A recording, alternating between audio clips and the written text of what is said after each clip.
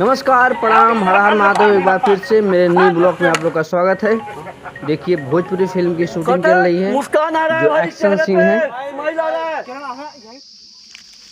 Director आर्टिस्टों को समझाता है, करके बताता है, उसके बाद आर्टिस्ट उसी तरीके से एक्ट करते हैं। देखिए, डायरेक्टर समझा रहा है।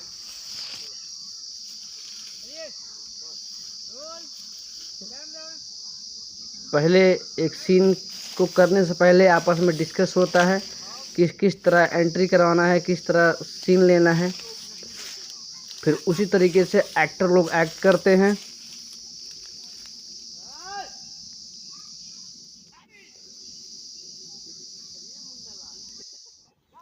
आप लोग मेरे ब्लॉग में बने रहिए, दिखाते हैं कि फ़िल्म की शूटिंग कैसे होती है।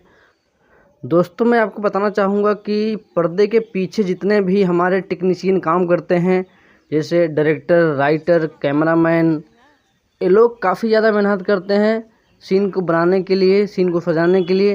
तभी जाके पर्दे पर एक अच्छी फिल्म बन पाती है और ऑडियंस फील कर पाती है, तभी जाके मज़ा आता है।